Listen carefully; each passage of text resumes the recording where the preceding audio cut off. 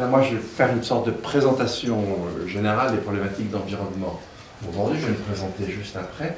Et puis, après moi, Thomas, qui a pour donc, ce contrat de recherche, qui a étudié le cas de la lagune de Mar Menor, dans le sud de l'Espagne, eh bien, vous exposera ce cas-là. Et vous verrez que c'est vraiment un cas très intéressant. Il y a beaucoup de choses à dire sur Mar Menor, même si on ne peut pas tirer de conclusion parce que la gouvernance n'est pas encore, vous le verrez, n'est pas encore fixée. Donc moi, je vais simplement vous introduire de façon générale un petit peu à l'état des problématiques environnementales.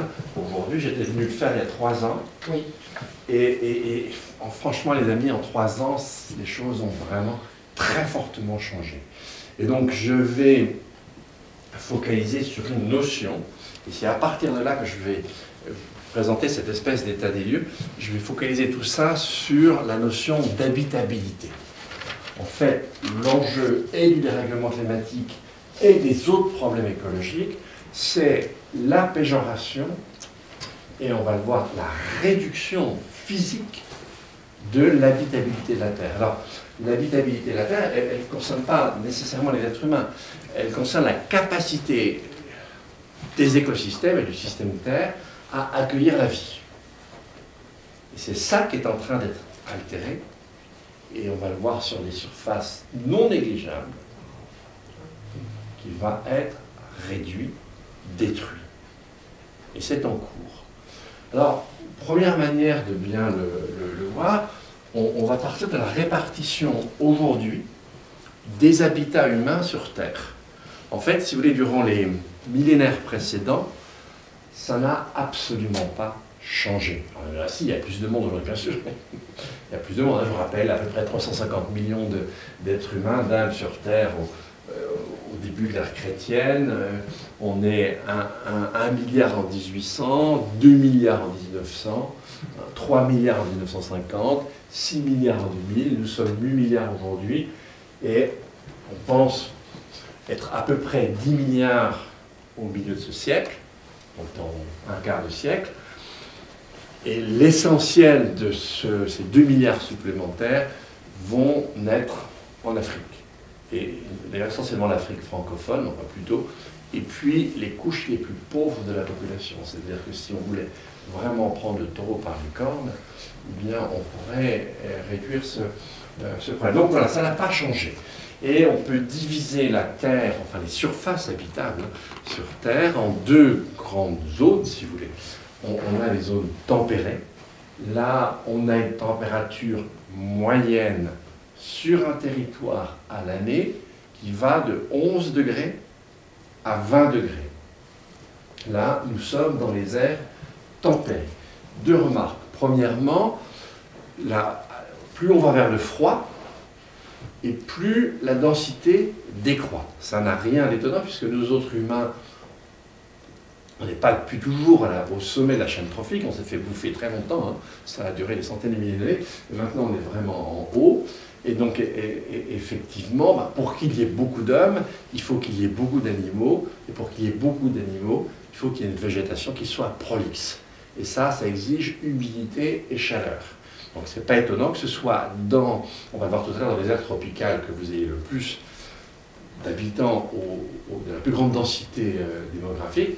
Mais même dans les zones tempérées, c'est lorsqu'on est vers le haut, en termes de température moyenne territoriale, qu'on a le plus d'êtres humains. Et puis, comme je vous le disais, quand on va vers le froid, eh bien, c'est un décrescendo très progressif.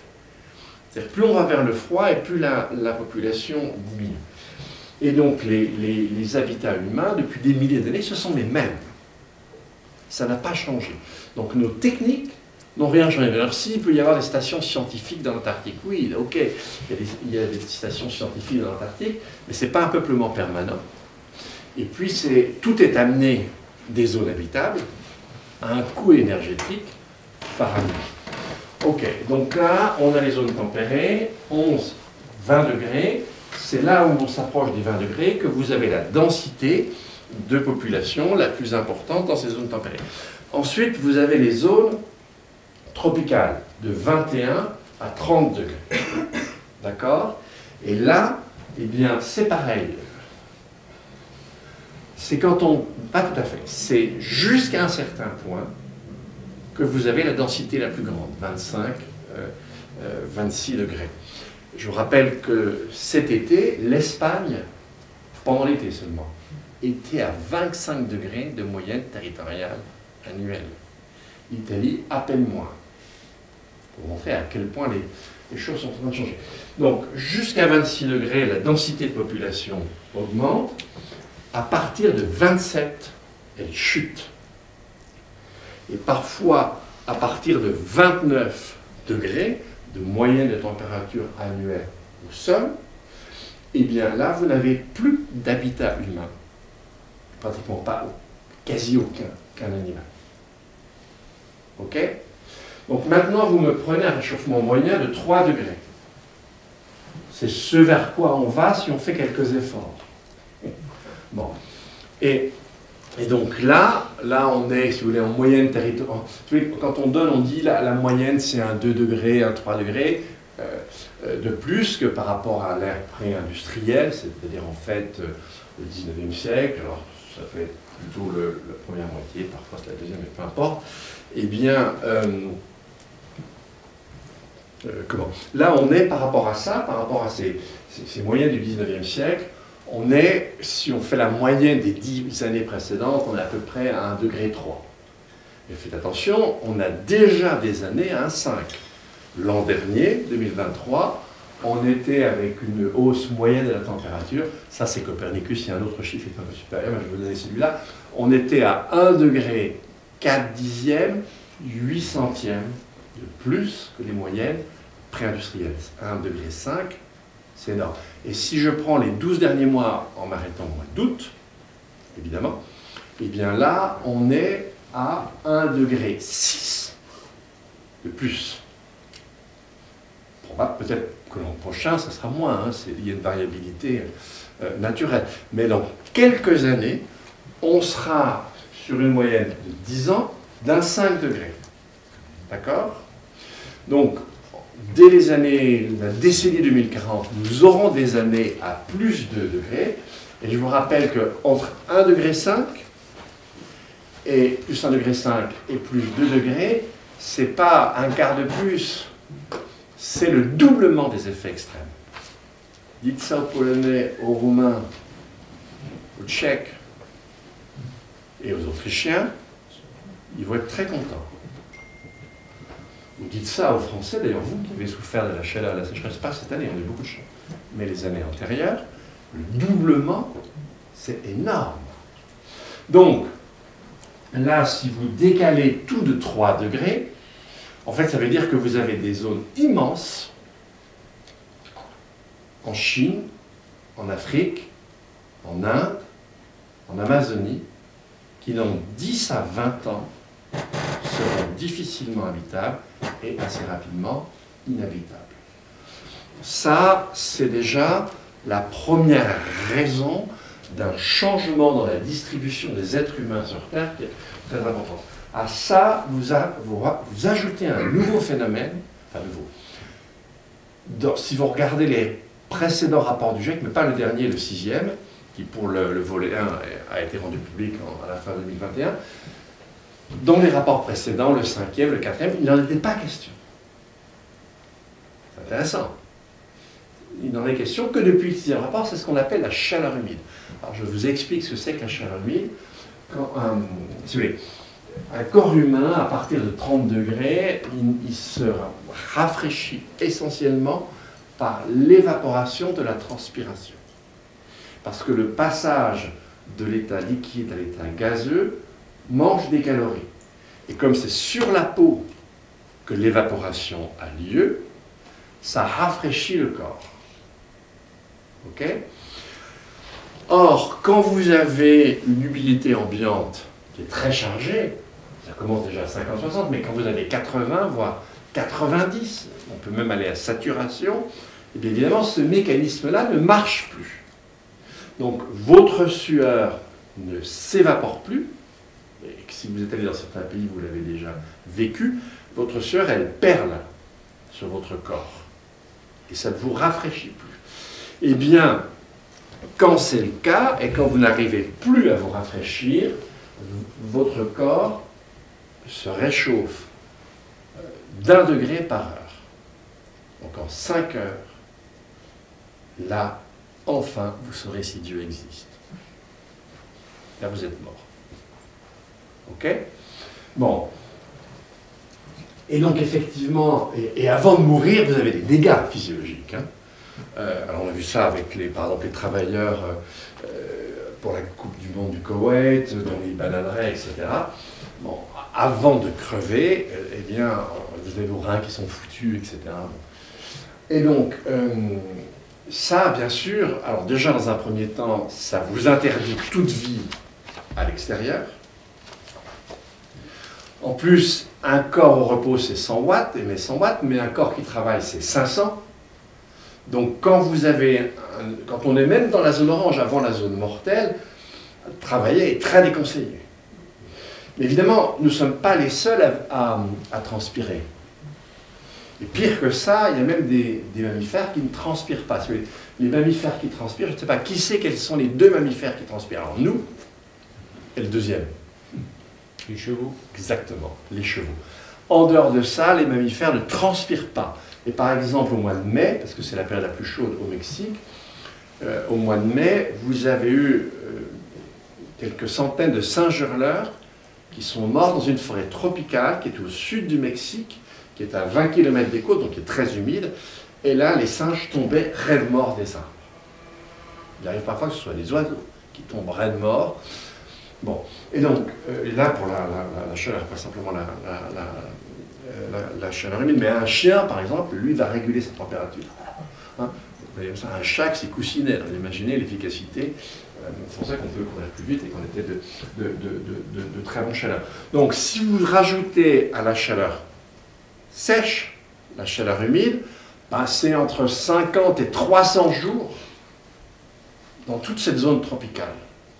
Donc si vous avez 2 mois, vous ne pouvez pas sortir, et là évidemment toutes les plantes évapotranspirent, mais on n'a pas assez de recul pour savoir où est le seuil. Les animaux commencent un petit peu à comprendre. Donc à mes zones qui vont devenir inhabitables, même si vous en récupérez un petit peu dans les latitudes nord. Mais là, vous les amplifiez énormément. Et maintenant, les autres causes, alors là, il y a d'autres causes, si vous voulez, de réduction physique de l'habitabilité. La première, vous la connaissez, c'est la montée des mers. Alors évidemment, on va perdre le territoire. Et le fait qu'on ait 2 mètres à la fin du siècle, maintenant, c'est tout sauf, on verra bien le prochain rapport du siècle, mais il y a beaucoup de papiers qui les en aura au moins 2 mètres.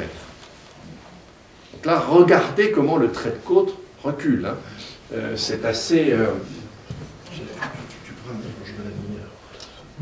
Et donc, merci. Et donc, on a ça, et vous ajoutez à ça, alors là, ça ne me concerne pas tellement, c'est les territoires de montagne. Hein, les territoires de montagne, vous avez 2 problèmes. Le premier problème, c'est la fonte du pergélisol, hein, c'est-à-dire la partie gelée du sol en montagne, c'est le ciment qui tient la montagne. Alors, par exemple, dans le Groenland, c'est carrément tous les rochers d'un fjord qui sont tombés dans le fjord. Évidemment, dans les Alpes ou dans l'Himalaya, c'est pas encore ça, hein, c'est plus petit. Mais c'est déjà méchant. En fait, à Chamonix, on ne fait plus de courses en très haute montagne à partir de la mi-juillet. Parce que c'est trop dangereux. À ça, vous ajoutez évidemment une pluviosité maintenant qui est extrêmement intense. Alors vous l'avez là dans le sud de l'Europe, c'est entre 200 et 400 mm en quelques jours. C'est énorme. Et là, sur une surface gigantesque. Mais évidemment, si ça arrive à Bourges, je ne dis pas que c'est drôle, vous aurez les pieds dans l'eau, hein, mais probablement beaucoup plus, mais si vous voulez, ça n'a pas la destructivité que ça a en montagne. Et vous rajoutez à ça la force cinétique, et là vous avez vu par exemple ça en France à la Bérarde. À la Bérarde, c'est parfois des rochers qui font un quart de cette pièce, qui ont dévalé. Vous imaginez, tout simplement parce qu'effectivement, une telle pluviosité, bah, c'est comme un Karcher, à grande échelle sur la montagne. Ok? Et par exemple, le maire de la Bérarde, bon, le maire de la Bérarde, lui, a dit aux gens, mais si on avait canalisé, on n'aurait pas eu de... C'est vraiment n'importe quoi. Alors, en fait, pourquoi on a maintenant des pluies comme ça? Pourquoi on a des pluies comme ça?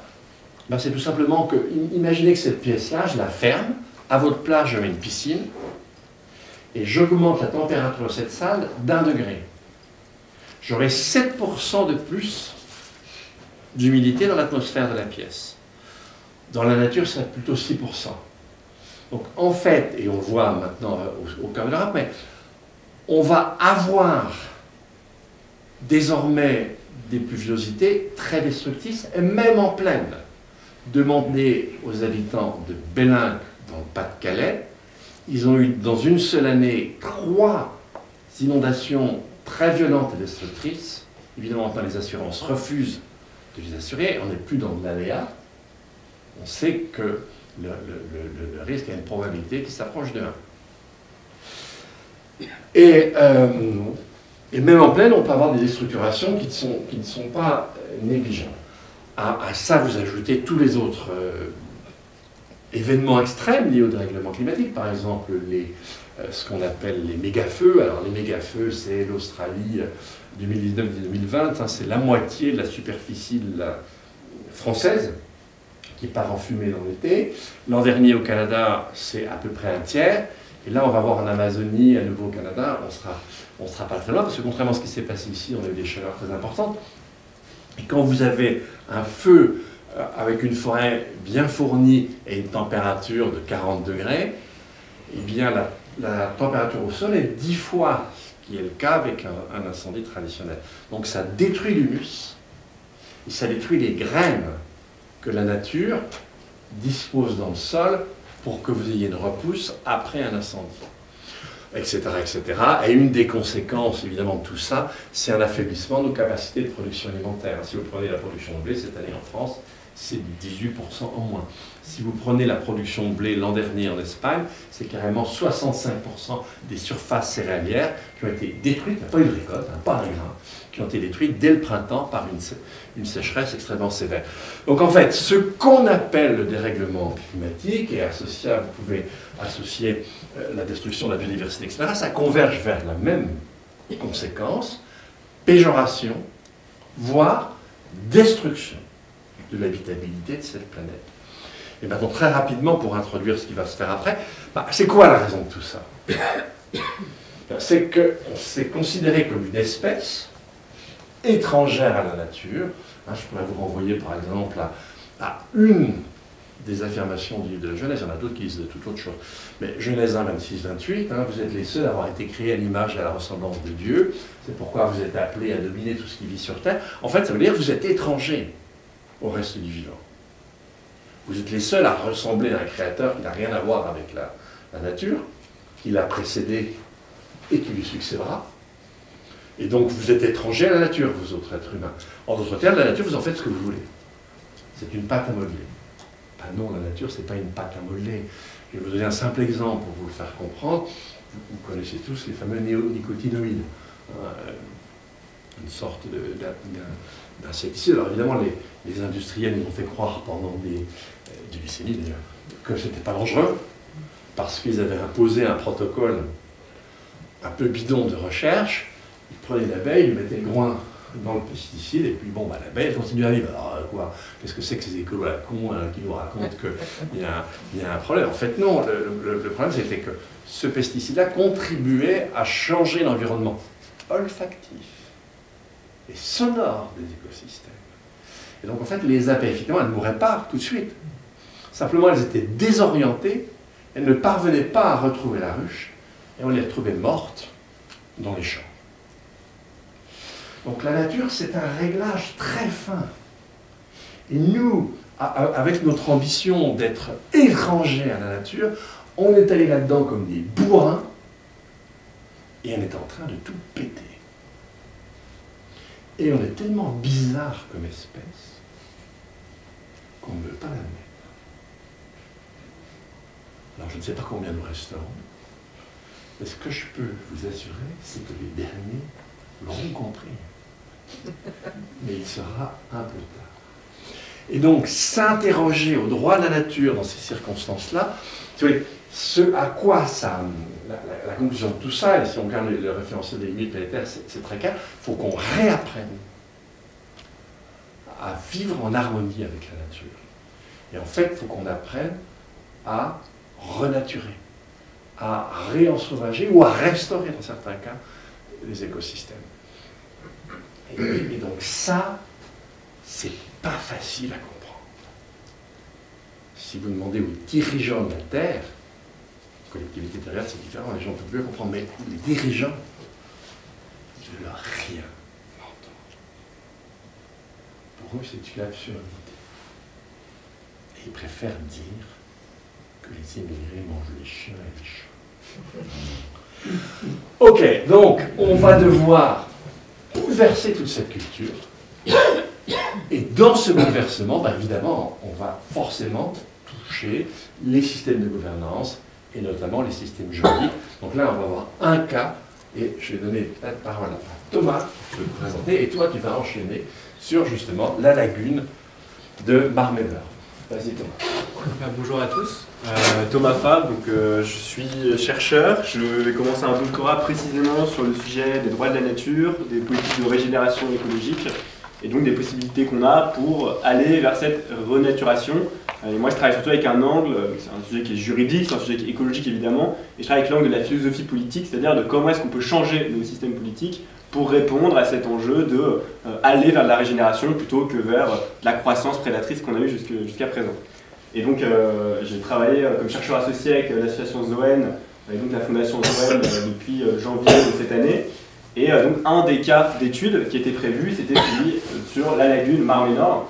Et la lagune Marmenor, si elle est si intéressante, c'est par rapport à tout ce qui a été expliqué par Dominique Bourg, c'est qu'elle représente un peu en petit, à une petite échelle, sur une petite dimension, ce qui s'est passé en très grand. C'est-à-dire qu'on va avoir les pires dévastations, et en même temps, on voit quand même depuis quelques années, après la catastrophe malheureusement, mais on voit quand même un élan de régénération, et on va s'intéresser à ce qui a permis cet élan de régénération, et en particulier aux droits de la nature qui ont émergé là-bas. Alors, est-ce que... Voilà, donc la Marmenor, pour la resituer, c'est une lagune qui n'est pas très grande, hein, c'est 135 km², mais quand même c'est un des plus grands écosystèmes lagunaires d'Europe, donc c'est pas négligeable. Une lagune, c'est quoi? C'est finalement une zone humide maritime avec un niveau de salinité assez élevé, et qui est donc séparée de la mer Méditerranée par une fine bande de terre, donc, vous voyez sur le côté, qui s'appelle la Manga, et c'est ce qui lui donne sa singularité. Et on l'appelle Marmenor parce que la mer Méditerranée c'est la grande sœur, hein, c'est la grande mer, et la Marmenor c'est la petite sœur, donc c'est la petite mer.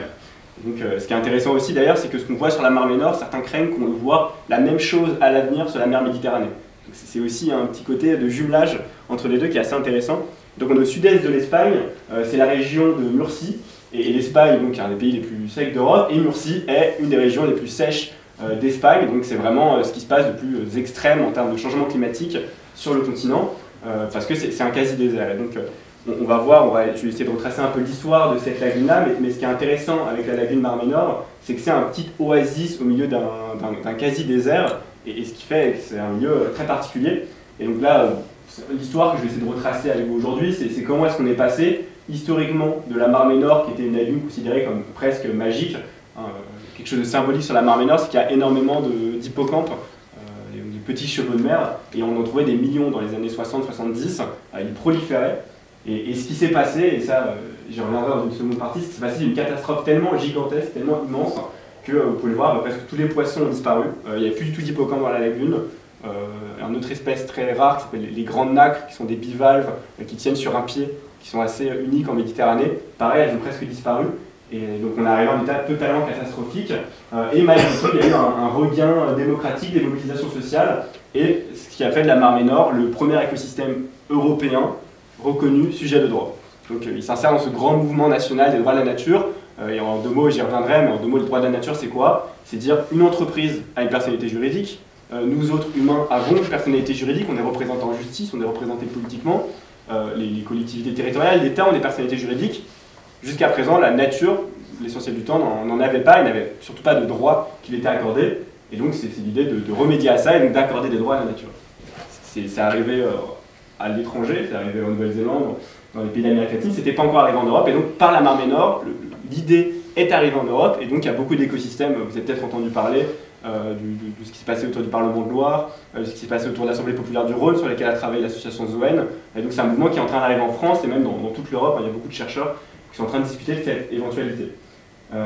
Et donc la Marne Nord, c'est aussi intéressant pour ça. Et je vais essayer de retracer cette métamorphose, quoi. Comment on est passé du meilleur, enfin du plus beau, un des écosystèmes les plus précieux d'Europe, à une situation qui était catastrophique avant la régénération. Donc le problème que je vais essayer de présenter, c'est dans quelle mesure les droits de la nature, dans le cas de la Marne Nord, peuvent contribuer à de nouvelles gouvernances écologiques et donc à rentrer dans cette ère de la grande restauration et de la régénération de la nature. Rapidement, pour dire la base sur laquelle je parle aujourd'hui, je suis parti d'enquête de terrain, donc je me suis rendu à peu près 1 mois sur place en 2 temps. En premier temps, j'ai beaucoup rencontré les associations locales, les associations écologistes, qui m'ont raconté leur combat pour la Marne Nord. Et une autre étape, il y avait un symposium qui était organisé, qui était très intéressant. Et c'est un symposium qui rassemblait à la fois les politiques, l'administration et les scientifiques. Et le but, c'était de discuter en fait, du point de vue des hippocampes, du point de vue des grandes nagues, du point de vue de la Marne Nord, du point de vue des pêcheurs, du point de vue des agriculteurs. Qu'est-ce qu'on peut faire pour régénérer cette nature et trouver un état qui convient à tout le monde, y compris aux non-humains. Et donc ça a été une très belle introduction de ce qui est en train d'être discuté sur la Marne Nord et des conséquences de cette mobilisation et de cette catastrophe. Donc je vais vous présenter les choses en 3 temps. Dans un premier temps, les transformations sur le long cours du bassin versant de la Marne Nord, et pour essayer de comprendre pourquoi est-ce qu'on a bien un droit de l'environnement en Europe, un droit de l'environnement en Espagne aussi évidemment, pourquoi est-ce que ça n'a pas suffi à sauver la Marne Nord de la catastrophe. Dans un deuxième temps, on va essayer de voir la bascule, donc la bascule écologique, c'est-à-dire comment est-ce qu'elle a implosé cette lagune finalement, comment on est arrivé à la catastrophe, et comment est-ce qu'on est arrivé à reconnaître des droits à cette lagune, comment on est passé du pire au meilleur. Et dans un troisième temps, on va se poser la question qui est intéressante, qui intéresse beaucoup d'écosystèmes en Europe, c'est est-ce que ça marche? Est-ce que reconnaître des droits à la Marne Nord, alors il y a seulement 2 ans, mais est-ce que ça marche? Est-ce qu'on voit des effets? Est-ce que ça a une utilité? Et on va aller à la fin autour de cette question. Donc dans un premier temps, la transformation de la Marne Nord. Là, il y a 2 images.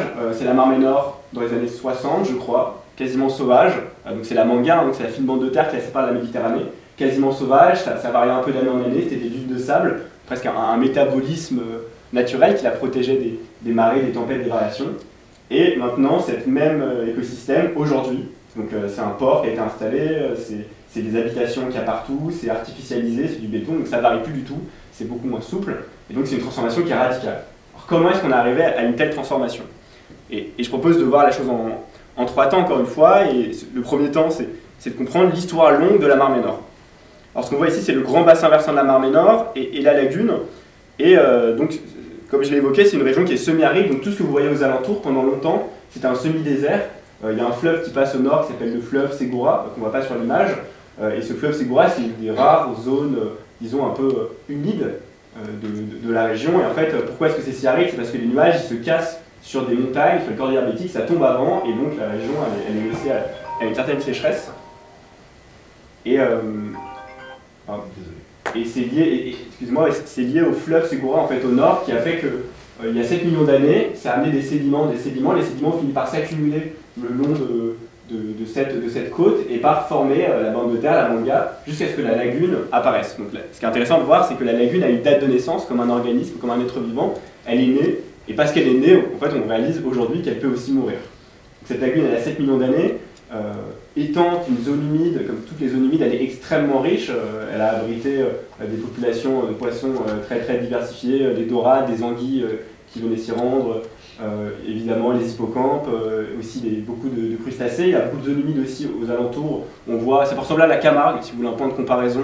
En Europe, ça peut ressembler à la Camargue, ça peut ressembler au lac qu'on a aussi autour de Perpignan, par des points de comparaison français.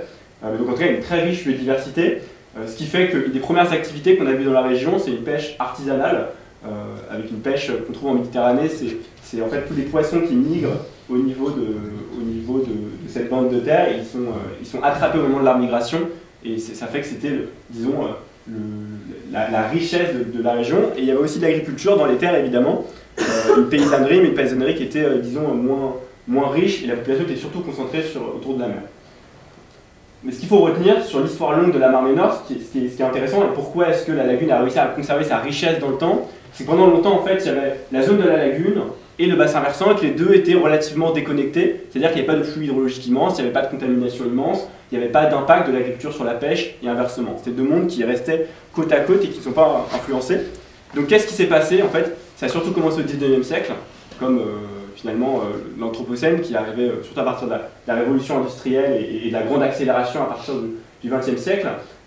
En particulier en Espagne, un mouvement très intéressant qui fait écho finalement à des choses qu'on discute aujourd'hui, un mouvement qu'on appelle le régénérationnisme. En fait, en 1898, l'Espagne perd sa guerre contre les États-Unis, ils perdent leurs colonies, ils perdent les Philippines, ils perdent Cuba aussi, ils perdent l'ensemble de leurs colonies, et donc on craint la décadence de l'Espagne. Et là, un mouvement intellectuel se développe, on dit les régénérationnistes, et ils disent on a perdu la colonisation extérieure, maintenant il faut coloniser l'intérieur de l'Espagne. Coloniser l'intérieur de l'Espagne, c'est-à-dire coloniser la nature espagnole. C'est-à-dire assurer une domination sur cette nature si ingrate, si sèche, on va réussir à la régénérer. Et comment Joaquín Costa, qui était le grand penseur régénérationniste, disait gouverner, c'est irriguer. Donc on va gouverner l'Espagne en l'irriguant et en essayant de domination sur le territoire espagnol. Et c'est intéressant de voir que c'est aussi à ce moment-là que sont créées les premières confédérations hydrographiques. Aujourd'hui, on a les agences de l'eau en France, les comités de bassin versant. En France, ça arrive dans les années 60 seulement, je crois que c'est 64. En Espagne, c'était en 1926. Et il me semble que c'est le premier pays européen qui a mis en œuvre cette politique de l'eau par bassin versant. Un début de biopolitique de l'eau, mais à l'époque, vraiment dans une logique de contrôle de la nature et de servir les intérêts humains, de coloniser les terres par l'agriculture. Ces idées-là, évidemment, il y a la guerre civile, il y a la guerre mondiale, donc elles mettent un peu de temps à entrer en place, mais une fois que Franco est au pouvoir, il met en œuvre cette politique. Et cette politique, concrètement, elle se manifeste comment? Elle se manifeste par beaucoup de barrages, beaucoup de grandes bassines, et en fait une politique extrêmement forte avec des grosses infrastructures de l'eau. Il y a un bassin, notamment dans la région de Murcie, qui va être installé, le bassin du Sénaro, que visite Franco à cette occasion. Et en fait, c'est un peu les ancêtres de nos méga-bassines, et Franco en a fait 450 sur le territoire espagnol. Donc c'est ça, comme de cette façon-là qu'il a mis en place cette politique de l'eau, et les historiens parlent d'un impérialisme hydrique, dans cette volonté d'asseoir le contrôle par l'eau. Murcie reste un peu en dehors de cette histoire, parce qu'en fait la grosse infrastructure qui va arriver sur la Marne Nord, c'est un méga canal qui traverse l'Espagne, qui relie le fleuve du Tage, et qui l'amène jusqu'au fleuve de la région de Murcie, qui est le Segura. Et ce méga canal, en fait, il va bouleverser les équilibres hydriques de la région, bouleverser son métabolisme, il va doubler la quantité d'eau disponible. Et c'est ce qui fait, alors qu'auparavant, c'était une région semi-aride, donc c'était un quasi-désert, on en est arrivé à avoir ce qu'on appelle aujourd'hui le potager de l'Europe. Donc on a fait d'un semi-désert un potager, ce qui est d'un côté merveilleux, et on va voir qu'il va aussi connaître de nombreux effets secondaires assez dévastateurs. Et donc là on a une carte de la région de Murcie où historiquement on faisait ce qu'on appelle des sécanos, c'est-à-dire des cultures sur terre sèche, et en fait les surfaces irriguées en quelques dizaines d'années, en quelques décennies, ici c'est à l'échelle de 10-20 ans, on va multiplier par 6 les surfaces irriguées. Donc là, bouleversement du métabolisme hydrique, on va remplacer les oliviers, on va remplacer les vignes, on va remplacer le blé par surtout du maraîchage, beaucoup de salades, tomates, etc. Et en plus de cela, on va avoir une transformation, et c'est là que c'est un peu l'anthropocène en petit, c'est un peu l'anthropisation massive du territoire en petit. On va le recouvrir avec des sites de golf, on va le recouvrir avec l'urbanisation. Et là, vous pouvez voir, encore une fois, c'est la Manga, la fine bande de terre, qui est un peu le point de repère, qui est couverte d'hôtels et couverte d'une forme de méga-tourisme qui faisait aussi partie des plans franquistes. Et donc, on a ce territoire qui se transforme totalement, et on peut se demander, mais qu'est-ce qui s'est passé pour ce territoire dont on connaissait la richesse, qui était quand même étudié par les scientifiques déjà à l'époque, qu'est-ce qui s'est passé pour qu'on les laissait se détériorer à ce point? On se dit, en fait, effectivement, Franco, il meurt en 1975, ensuite il y a la transition démocratique, il y a l'Espagne qui rejoint l'Union européenne en 1978, et il y a de nombreuses directives environnementales qui sont prises. Et c'est ce qu'on se dit aujourd'hui, avec le changement climatique, avec la crise de la biodiversité, il y a bien le droit de l'environnement, donc il y a bien des choses qui sont faites. Et effectivement, il y a une directive qui devait limiter l'utilisation de nitrates dans l'agriculture, il y a les directives Habitat, il y a la création d'un parc régional, il y a l'inscription aussi Tramsar, donc, qui protège les zones humides, il y a beaucoup de choses qui sont faites, et malgré tout, la transformation du territoire continue et la pollution du territoire continue, jusqu'au point où on va en arriver à la catastrophe. Et alors pourquoi est-ce qu'on en arrive là? Il y a une fondation très intéressante en Espagne qui s'appelle la Fondation Nouvelle Culture de l'eau, qui est un peu un équivalent qu'on voit aujourd'hui en France pour une hydrologie régénérative, vous en avez peut-être entendu parler, et eux ils proposent de mettre en place une nouvelle culture de l'eau, plus équitable, plus égalitaire, et leur affirmation c'est qu'en fait, dans la région de Murcie, il n'y a jamais eu de véritable gouvernance démocratique de l'eau, parce que l'Espagne était en retard sur le développement de l'Europe, Murcie était en retard sur le développement de l'Espagne, et donc la priorité c'était de moderniser. Et moderniser, ça voulait dire mettre plus d'engrais, ça voulait dire développer le tourisme, et ça voulait dire urbaniser massivement. Et cette priorité à la modernisation, cette priorité à une modernisation anthropocentrique, de cette vieille idéologie, c'est ce qui va amener petit à petit à la bascule de l'écosystème. Il y a des scientifiques évidemment il y a des Cassandres qui ont joué leur rôle de dire mais en fait ça ne va pas marcher, ça va finir par craquer, le système a des limites, comme on le dit aujourd'hui pour la Méditerranée, comme on le dit aujourd'hui ailleurs, mais malheureusement il y a eu une faillite de la dialogue entre politique et science et ils n'ont pas été écoutés. Et donc on va en arriver à un point de bascule, de l'écosystème qui va cracher tout simplement. Et une chose quand même qui est intéressante à dire avant de voir ce crash, et pour comprendre ce qui va se passer sur la Marmée Nord, c'est de se rendre compte que c'était très fort, il y avait un très fort attachement des habitants de Murcie à leur écosystème, il me semble d'ailleurs il y a un fort attachement aussi à Bourges, entre les habitants et les marais de Bourges, il y a un fort sentiment affectif, et témoin de ça par exemple, c'est qu'il y avait un livre qui est sorti juste avant que j'y arrive, des habitants qui sont mis ensemble pour parler de leurs souvenirs de la Marmée Nord, et parler de cette Marmée Nord, cette lagune qu'ils avaient dans leur enfance, où ils se baignaient, il y avait des hippocampes partout, ils allaient explorer, et ils étaient très attachés, et c'est comme ça aussi qu'on peut comprendre le niveau de désarroi et le traumatisme, le mot il est employé par les habitants, le traumatisme qu'ils vivent au moment où ils voient cette lagune cracher, en fait, parce qu'en 2016, entre 2015 et 2016, la lagune entre dans un état qu'on appelle la soupe verte, la sopa valosée, et en fait c'est le développement un peu comme en Bretagne, pour un autre point de comparaison, ce développement d'algues vertes à la suite d'un procédé qu'on appelle l'eutrophisation.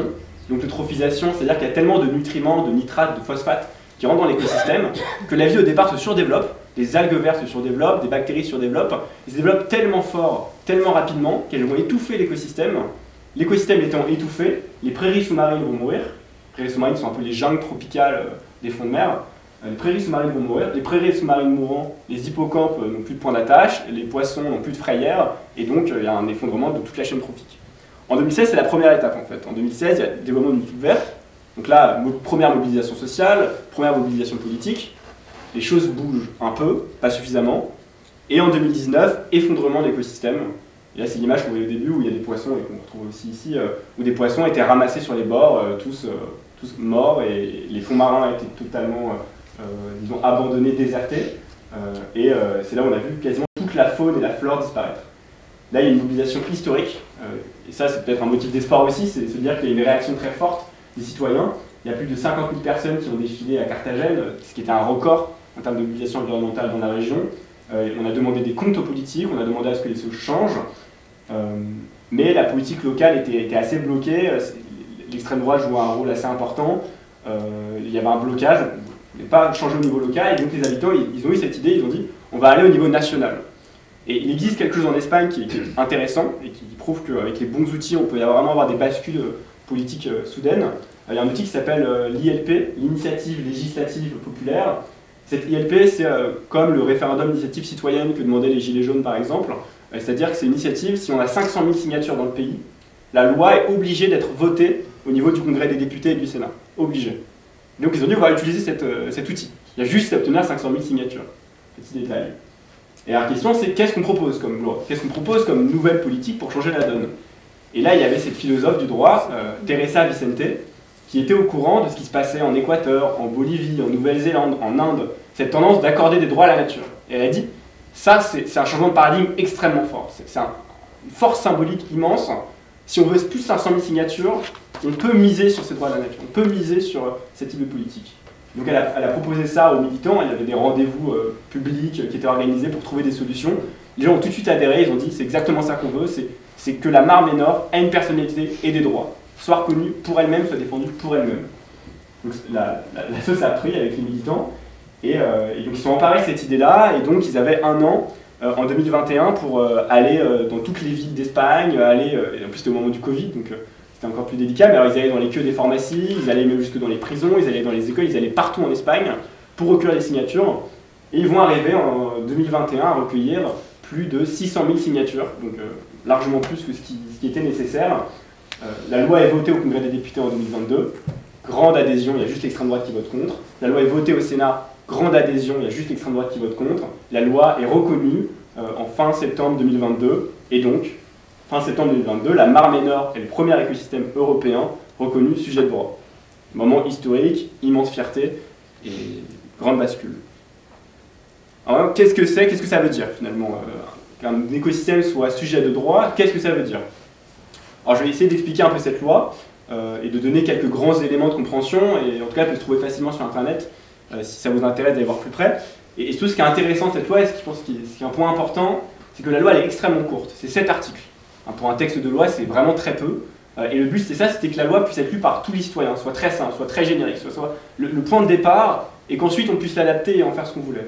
La loi est très simple, 7 articles, un préambule, et ce préambule il explique la philosophie de la loi, et cette philosophie c'est l'idée de procéder à un saut qualitatif, c'est-à-dire on était dans un système qui était anthropocentré, il n'y avait que les hommes qui avaient des droits, il n'y avait que les sociétés humaines qui avaient des droits. Maintenant on voit un système qui est écocentrique, c'est-à-dire reconnaître la valeur inhérente à la nature. La nature ne vaut pas seulement pour les fonctions qu'elle a aux humains, mais elle vaut pour elle-même. Et l'humain se portera mieux si on reconnaît la valeur de la nature pour elle-même. C'est ce qui est partagé. Et parfois d'ailleurs on oppose un peu défendre la nature pour elle-même et défendre les humains. En réalité je pense que le concept d'habitabilité présenté par Dominique Bourg le montre bien. En fait il y a une solidarité qui est totale, donc c'est ce qu'on appelle un écocentrisme inclusif. Défendre la nature pour elle-même, défendre les humains qui habitent dessus, défendre les espèces qui vivent dedans. Donc c'est quelque chose d'assez inclusif. Deuxième point, c'est que la nature elle est personnalisée. Personnalisée, ça veut dire quoi? C'est-à-dire qu'elle a une personnalité juridique, ça veut dire que je peux aller au tribunal, un espagnol peut aller au tribunal et dire je porte plainte au nom de la Mare Ménor. Pas au nom de j'ai été contaminé à cause de la Mare Ménor, au nom de la Mare Ménor elle-même. Et ça c'est totalement nouveau. Et c'est encore plus nouveau en Espagne parce que contrairement à la France, en France les parcs nationaux, les réserves naturelles ont des personnalités juridiques, en Espagne c'était même pas le cas, donc c'est encore plus nouveau. Et donc c'est quelque chose d'inédit. Donc il s'agit ensuite de définir donc, qui est la Mare Ménor. La question c'est qui est la Mare Ménor, et la loi le définit comme un sujet inséparablement biologique, environnemental, culturel et spirituel. C'est-à-dire que la Mare Ménor c'est à la fois son bassin versant, donc la lagune 135 km², le bassin versant 1600 km², donc c'est quelque chose de très grand.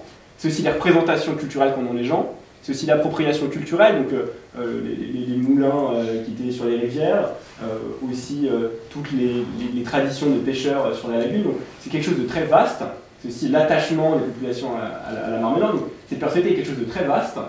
Et donc, ce qui est intéressant aussi à relever, c'est que les limites de cette personnalité ne sont pas seulement géographiques, mais elles sont aussi fonctionnelles. C'est-à-dire que, voilà, c'est la limite aujourd'hui avec des collectivités qui sont faites avec des frontières très, très dures, alors que les flamants roses, alors que l'eau, alors que tout le nitrate, finalement, passe outre ces frontières définies un peu brutalement. Donc il y a la volonté de définir des frontières fonctionnelles et pas seulement géographiques. Et le dernier point, c'est qu'on accorde des droits à la Mare Ménor. C'est une personnalité qui a le droit à exister et évoluer naturellement. C'est son droit fondamental, exister et évoluer naturellement. Et ensuite, d'autres droits qui sont opposables aux acteurs du territoire. C'est un droit à être conservé, un droit à être protégé et un droit à être restauré. Et donc, ce qu'il faut relever aussi, à mon avis, c'est que les droits de la nature, évidemment, c'est un peu des devoirs naturels qu'on peut porter sur les humains et sur les institutions humaines. Il faut respecter la Mare Ménor. C'est la nouveauté, c'est ce qui est exigé par cette loi. Alors maintenant, quelle est l'incarnation de ces droits? Une fois qu'on a dit ça, une fois qu'il y a le texte, comment est-ce qu'on les reconnaît sur le territoire? Comment on représente la Mare Ménor? Qui parle pour la Mare Ménor? Et là, il y a plusieurs solutions qui sont données par les cas des droits de la nature dans le monde. Le cas de la Mare Ménor, il est intéressant parce qu'il est mixte. Il y a à la fois une représentation citoyenne, c'est-à-dire que n'importe qui en Espagne peut aller demander à ce que la Mare Ménor se fasse reconnaître, voit ses droits défendus. N'importe qui peut porter plainte contre la Mare Ménor. Donc ça, c'est la première dimension citoyenne. Et il y a une deuxième dimension, la représentation par un organe de tutelle de la Mare Ménor. Et cet organe de tutelle, c'est la voix de la Mare Ménor, c'est son visage humain, c'est les humains qui vont la représenter sur le territoire. Et il est divisé en 3 commissions.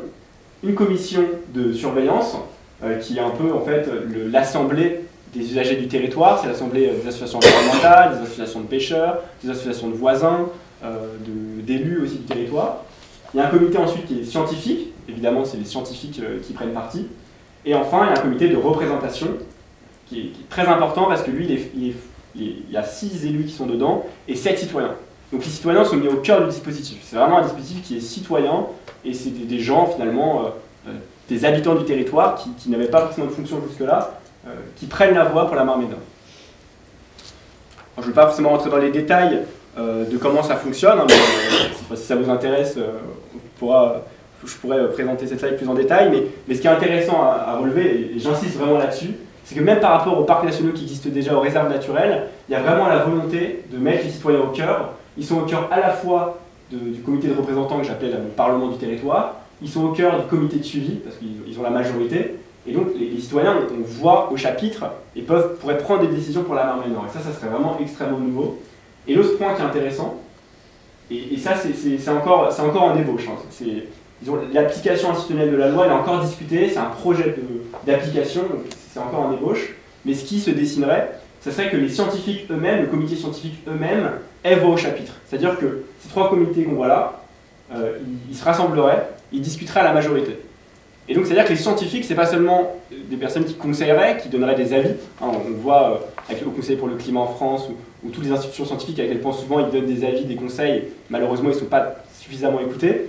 Là il y aurait vraiment la volonté de dire, ils ont un avis, dire dans le vote final. Et ça renforcerait vraiment la place des scientifiques, c'est une façon de mieux faire entrer les scientifiques dans la démocratie. Et ça je pense c'est une idée qui peut être extrêmement féconde. Donc c'est ce sur quoi je reviens. Et peut-être un dernier point qui peut être un point de discussion, un point qui peut interroger pour les prochains cas où il y aurait les droits de la nature qui seraient reconnus. La Mare-Nord, il prévoit une personnalisation économique, c'est-à-dire que là, déjà aujourd'hui, la Mare-Nord a une identité fiscale.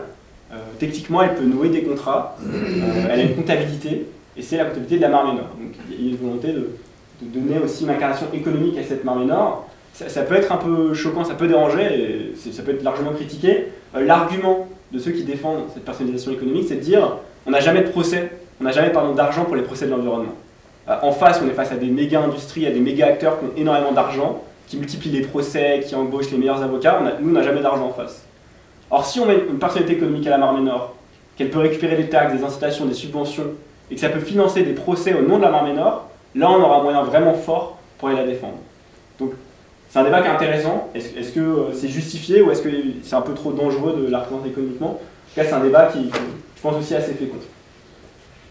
Donc voilà pour ce qui est de la loi Mare-Nord et de la reconnaissance de ses droits. Maintenant, où est-ce qu'elle en est cette loi? Est-ce qu'elle a eu des effets? Une chose, c'est de dire quand même qu'il y a des blocages administratifs politiques très forts. La loi a été votée en septembre 2022. En février 2023, Vox, le parti d'extrême droite espagnol, faisait recours au tribunal constitutionnel pour dire cette loi est illégale. Elle est non constitutionnelle, il n'y a pas de personnalité écologique, il n'y a pas de... C'est un concept qui n'existait pas jusqu'à présent. Personnalité juridique pour un écosystème, ça n'existait pas, on ne peut pas reconnaître ça. Donc ils ont posé un recours au Conseil constitutionnel, et donc on attend le résultat de ce Conseil constitutionnel, on attend encore de savoir quelles décisions ils vont prendre, et ce qui ralentit en fait l'application de la loi.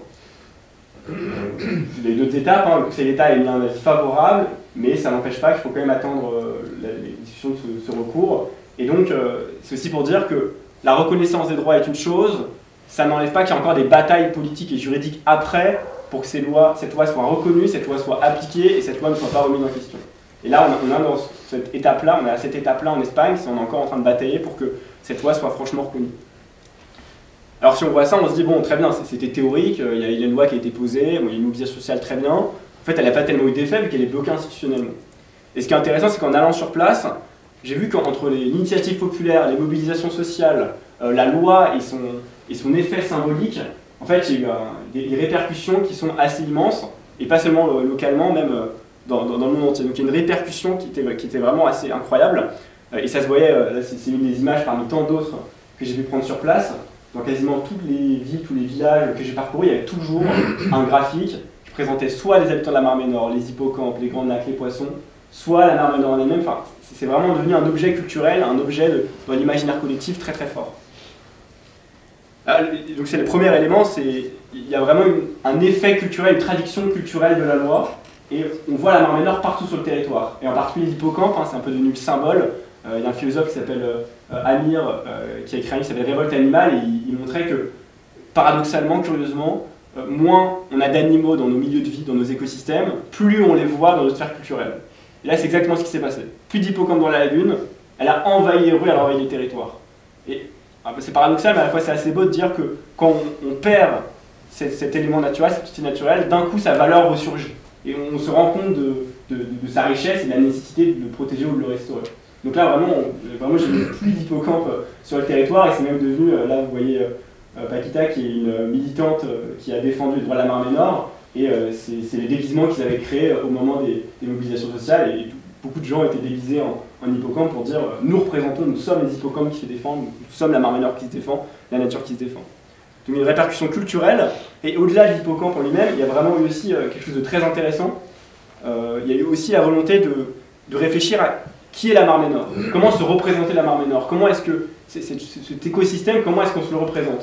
Et ce qui s'est passé depuis les dernières années, c'est qu'on a vraiment vu une prolifération d'expérimentations autour de cette représentation de la Marne Nord. Il y a eu beaucoup de livres qui ont été écrits, beaucoup de témoignages qui ont été partagés, beaucoup de souvenirs de militants qui ont été partagés. Il y a un documentaire qui a été fait, qui est en train d'être fait par Lorenzo Sandoval autour de la Marne Nord, pour essayer de donner une voix à la Marne Nord.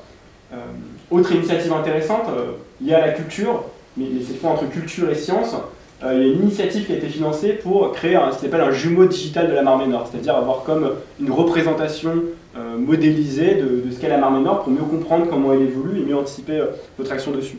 Et dernier exemple que je prendrai, c'est une expérimentation académique par un prof qui a mis en place une assemblée interspécifique. Donc il était avec ses élèves et il a dit bon, on va faire une assemblée interespèces. Il y a des élèves qui vont représenter les hippocampes, des élèves qui vont représenter la grande nacre, des élèves qui vont représenter la Marne Nord dans son ensemble, des élèves qui vont représenter les agriculteurs, et on va débattre et on va essayer de voir quel est le point d'accord auquel on peut arriver. Qu'est-ce qu'on peut faire pour améliorer l'état de la Marne Nord de façon un peu consensuelle. Et ça c'est intéressant parce que c'est une idée qu'avait Michel Serres il y a très longtemps, et puis Bruno Latour aussi qui avait développé l'idée d'un parlement des choses, et c'est un peu l'incarnation de ces idées-là. Pour le moment encore au niveau expérimental. Ça c'est la traduction culturelle, mais il y a aussi une traduction politique encore plus concrète. Là vous voyez une image de Teresa Vicente, la philosophe du droit qui a donné cette idée de droit de la nature, le droit de la Marne Nord, et elle a obtenu le prix Goldman il y a quelques mois. Le prix Goldman c'est un peu, on appelle ça souvent le Nobel de l'écologie, hein, donc c'est pour récompenser les défenseurs des droits dans le monde. Elle a été invitée à l'ONU, elle a été invitée dans les institutions européennes pour parler du cas, donc il y a vraiment un retentissement international de cette loi totalement innovante. Et le fait qu'il y ait ce retentissement international, ça fait que, moi quand j'étais sur place, il y avait des journalistes qui étaient là, il y avait des gens qui faisaient un documentaire sur Teresa Vicente, il y avait beaucoup de chercheurs, en plus de moi-même, qui étaient présents sur place. Et donc il y a vraiment une répercussion internationale, et donc l'État se sent regardé, la région de Murcie se sent regardée, donc ça a vraiment incité à ce qu'il y ait une action beaucoup plus forte. Et ce qui s'en est suivi, c'est la mise en place depuis 2021 d'un plan d'action dans la région. Et on parle de 675 millions d'euros d'investissement, ce qui est monumental. Pour un petit écosystème comme la Marne Nord, c'est un investissement sur 4 ans qui est monumental. Et même quand on regarde les grands parcs nationaux en France, ils n'ont pas cet investissement sur quelques années. Donc il y a vraiment eu une répercussion même directe au niveau économique, au niveau d'un plan de restauration.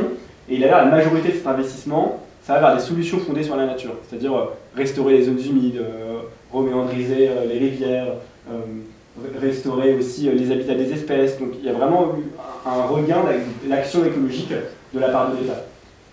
C'est d'autres exemples d'actions qui sont mises en place. Et enfin, et je terminerai ensuite là-dessus avant de conclure, il y a aussi ce qui est très intéressant, une traduction sociale de cette loi Marne Nord. Et c'était assez beau de voir que cette idée, qui au départ pouvait paraître utopique d'accorder un droit à la nature, elle a eu un écho auprès de toute la population autour de la Marne Nord, et elle a eu un écho dans toute l'Espagne en obtenant ces signatures qui ont abondé. Et ce qui est intéressant, c'est que ça a permis de susciter de nouveaux débats dans la population.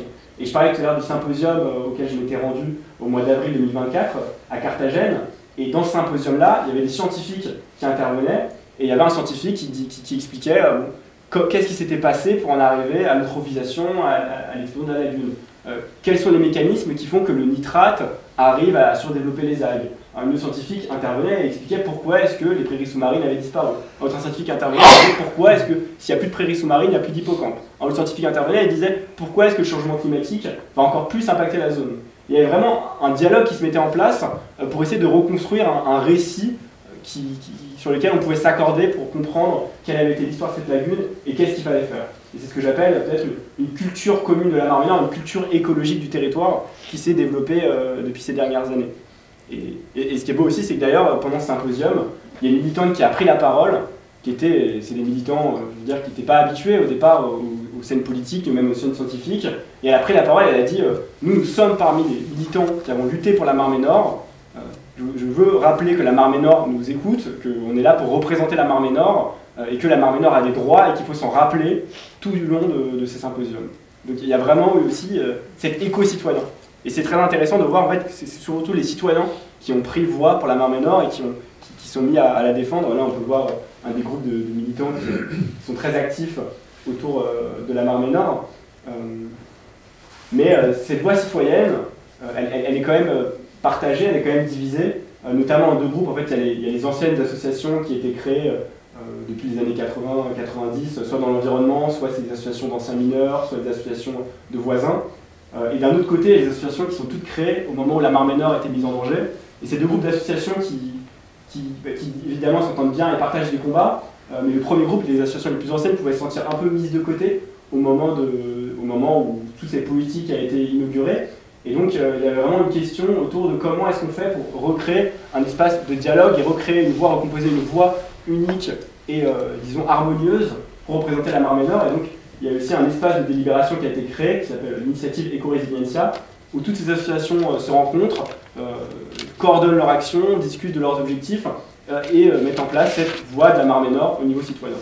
Et donc ça pour dire que finalement, cette loi Mare Menor, elle n'a pas seulement un effet politique, juridique, mais aussi un effet même sur les citoyens qui décident de prendre en main le problème. Et donc je vais conclure avec peut-être quelques premières leçons qu'on peut tirer du cas de la Mare Menor. Donc ça fait seulement 2 ans, donc c'est finalement pas grand-chose depuis que cette loi a été reconnue. Et on peut se demander où en est la Mare Menor aujourd'hui. Alors il y a une première réussite. La cause principale de la pollution de la Mare Menor, c'est l'agriculture et l'utilisation d'azote. Or, il y a 1400 hectares d'irrigation illégale qui a été supprimée dans le bassin versant. C'est quand même une première grande avancée. Il y a une diminution d'1 tiers des rejets de nitrate. Alors, c'est pas suffisant encore, ils le reconnaissent, mais c'est déjà un pas en avant, ce qui est déjà bien. Il y a un renforcement très fort du suivi de la compréhension de la lagune. Il y a un projet scientifique de haut niveau qui a été mis en place pour comprendre comment fonctionne la lagune, comment elle évolue, essayer d'anticiper ces évolutions. Il y a un aquarium de conservation qui a été mis en place. On peut voir les hippocampes, hein, on dit au moins ils ne sont pas dans la lagune, on va essayer de les sauvegarder au moins en dehors de la lagune, avant peut-être de pouvoir les remettre quand les prairies auront repris. Donc il y a une première réussite concrète, et on voit effectivement, grâce à ces premières réussites, une lente régénération. Là on peut voir une image, alors, la première image c'était avant 2015, avant la catastrophe, on voyait que c'était recouvert de 2 types d'algues sous-marines, ensuite quasiment tout a disparu, hein, désertification totale, et à partir de 2022, 2023, 2024, les algues ont repris du terrain. Alors évidemment elles sont plus petites qu'auparavant et c'est pas les mêmes espèces, ce qui peut poser des problèmes, mais malgré tout on voit quand même un long retour de la vie. Les hippocampes avaient totalement disparu, on en a vu quelques-uns cette année, on était plusieurs millions dans les années 60, on en a quelques-uns, c'est ainsi un début de reprise, et la grande nacre, pareil, qui aussi reprend du terrain. Malheureusement, encore une forte vulnérabilité, on n'est pas à l'abri qu'une vague de chaleur ou qu'une canicule remette en question cette régénération, mais la régénération a commencé, c'est quand même intéressant à souligner, mais malgré tout, des pressions évidemment très fortes, hein, toujours la prédominance d'un modèle agro-industriel dans la région, l'aquifère, sous la Mare Menor, qui est une bombe à nitrate, on estime qu'il y a 300 000 tonnes de nitrate concentrées sous terre, donc c'est une bombe à retardement. Le changement climatique qui menace d'attaquer les algues qui ont repris, qui sont sensibles au moment de chaleur, et aussi, ce qui est aussi assez inquiétant sur place, c'est la prolifération de récits alternatifs.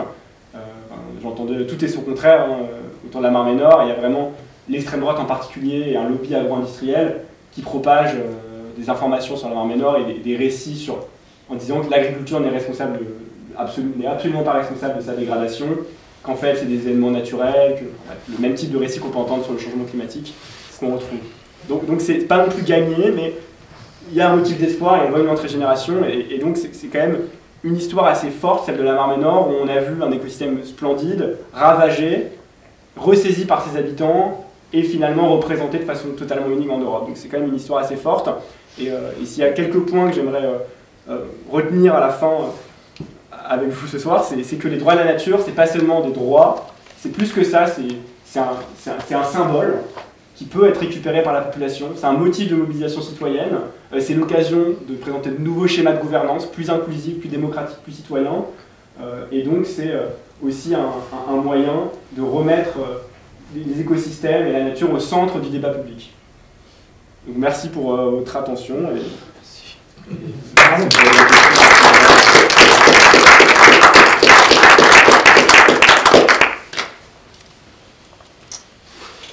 Je ne sais pas si vous avez des questions. Si vous avez des questions.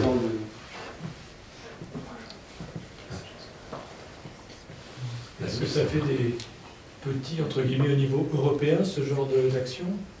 Vous parlez d'Espagne, etc. Enfin, ça reste local.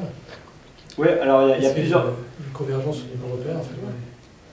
Oui, tout à fait. Alors en Espagne même, il y a plusieurs écosystèmes qui envisagent de mettre le pied à l'étrier des droits de la nature.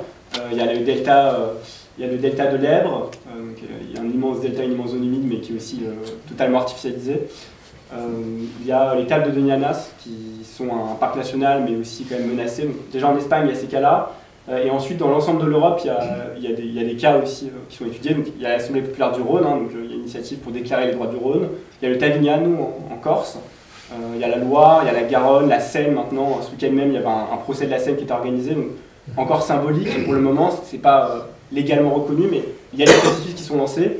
Et ailleurs en Europe, il y a l'Oder en Pologne, il y a la mer du Nord au nord de l'Allemagne et des pays scandinaves. Et il y a aussi la Méditerranée, sur l'ensemble de Méditerranée, il y a une réflexion qui a été inaugurée notamment par un chercheur qui s'appelle Victor David. Donc il y a beaucoup effectivement de petits bébés qui commencent à devenir, et là il y a un réseau de chercheurs européens aussi qui est en train de se mettre en place pour voir comment est-ce qu'on peut avoir un transfert de compétences. Et le sujet est discuté au niveau européen. Une loi au niveau européen. Et donc la loi au niveau européen, il y a une loi récemment qui visait à réformer le système pénal de l'environnement en Europe, et je sais que le sujet de droit nature a été évoqué. Pour le moment, ce n'est pas une loi au niveau européen. Là où pourrait y avoir un écho aussi, c'est là où pourrait y avoir une rencontre intéressante, c'est au niveau de la loi sur la restauration de la nature qui vient d'être votée, qui est une loi qui vise à ce qu'on restaure 30% des écosystèmes et des habitats dégradés en Europe d'ici 2030. Et là, on pourrait imaginer qu'il y a une rencontre fertile, mais c'est encore en cours d'arriver. La loi européenne n'est pas là, mais les discussions et les luttes au niveau local et les mobilisations au niveau local sont en tout cas déjà visibles.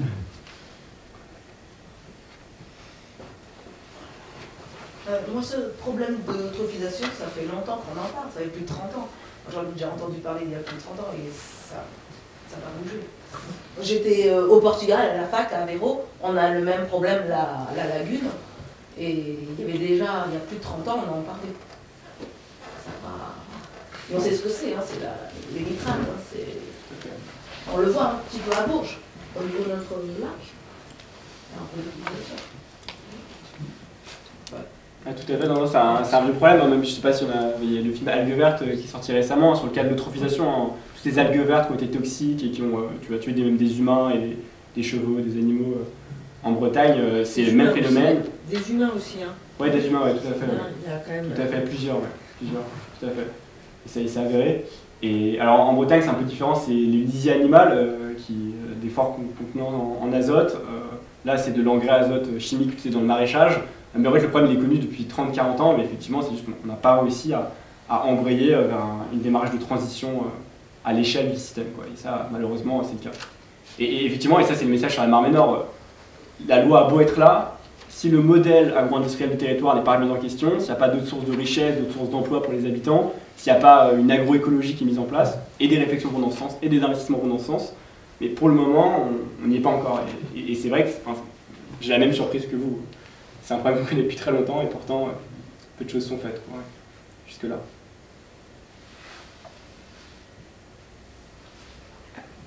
Comment on peut être sûr qu'on va dans le bon sens? Parce que finalement, on a fait des choses, on pensait améliorer, et puis on refait des choses, et on se dit, est-ce qu'on est sûr que finalement, dans 50 ans, c'est bénéfique ce qu'on fait là?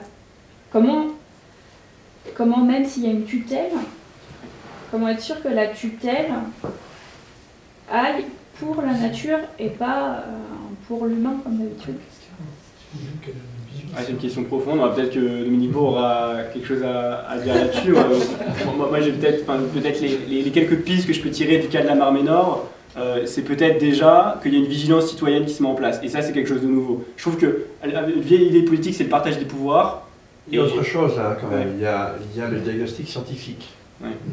Et donc là, tu l'as rappelé, dans le comité à 3 parties, il y a le diagnostic scientifique, il y a ceux qui surveillent, mais c'est très lié au diagnostic scientifique, et il y a les citoyens en général qui sont transformés en gardiens de la lagune. Donc en fait, ce qui est vraiment important dans cette affaire-là, c'est la diffusion du savoir. Et dans le cas que j'ai donné tout à l'heure là sur Bellingue, en fait, le président de région a raconté aux gens, et le récit marche, hein, il a raconté aux gens que s'ils sont noyés régulièrement, c'est parce que les écolos les empêchent de curer les cours d'eau. Regardez ce qui se passe au cœur de l'Europe aujourd'hui, vous avez pour curer les cours d'eau, quand vous avez de l'eau qui dépasse le niveau des maisons, ça n'aura pas changé grand-chose. Donc en fait, il y a tout un enjeu, et c'est l'enjeu du système d'information dans nos pays. Hein, quand tu parles de l'extrême droite, tout l'enjeu, c'est l'information. C'est-à-dire que les gens aient la bonne information.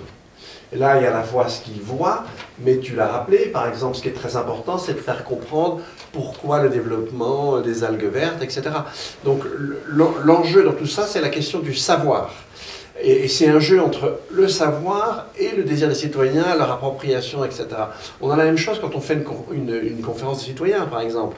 Le savoir est quelque chose d'absolument clé. Quand il y a eu la Convention citoyenne sur le climat, vous aviez pratiquement un tiers des gens qui étaient climato-sceptiques au départ. Ils ont une information de qualité, qui n'est pas celle à laquelle ils accèdent sans faire très attention dans la vie quotidienne. Et à l'issue de la formation, il n'y avait plus un seul climato-sceptique. Donc moi, ce qui me fait dire que ça ne veut pas virer dans ce sens-là, c'est le jeu entre savoir et citoyen. Mais si vous privez les citoyens du savoir, si vous les empêchez de comprendre, eh bien, ils sont très facilement manipulables et ils ne serviront pas leurs intérêts. Donc finalement, la base, ça serait une vraie formation. Ben c'est un système démocratique d'information qui fait que l'information de qualité est vraiment diffusée à tout le monde et que tout un chacun peut s'en emparer. Ça, pour moi, ça me paraît fondamental pour ne pas mourir, si vous voulez, sous l'accumulation des difficultés qu'on connaît aujourd'hui. Donc finalement, si on voulait demain que l'écologie soit au centre du système, il faut la mettre demain dans nos écoles. Ah oui, alors ça c'est fondamental. Ça commence déjà par ça. Ça commence déjà par ça. Ça c'est archi clair. Moi j'ai... Comment... Enfin, le droit c'est fait pour protéger les plus faibles d'un pouvoir supérieur. Hein. C'est grosso modo, c'est un peu comme ça que notre société... les lois, c'est fait pour protéger des gens qui sont mis en danger par d'autres. Les écosystèmes sont mis en danger par un pouvoir de l'argent et donc par un pouvoir économique quand même, qui nous sert aussi quelque part. Hein. C'est-à-dire que... C'est l'emploi. C'est l'emploi. Oui, enfin, c'est l'emploi, parce que c'est un peu de confort. Je veux dire, les centrales nucléaires, hélas, elles me fournissent, parce que c'est comme ça que ça s'est développé, elles me fournissent aussi un peu d'électricité et un peu de confort. Donc comment le droit de la lagune, là, elle vient peser en fin de compte sur des questions économiques qui sont parfois éloignées, puisque vous avez parlé du bassin versant, donc comment le droit en fin de compte peut lutter contre des intérêts économiques supérieurs, enfin pas supérieurs, mais en tous les cas plus puissants, je dirais.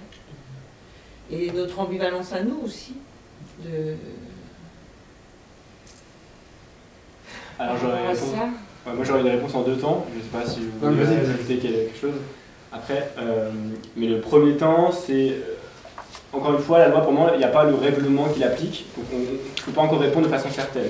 Ce que prévoit la loi, et dans le cas où elle est effectivement appliquée telle qu'elle a été prévue, elle prévoit à ce que tous les droits de la Marne Nord doivent être pris en compte dans tous les plans d'urbanisation, dans tous les plans d'aménagement et dans tous les règlements sur le territoire en termes agricoles, en termes de permis de construire, etc.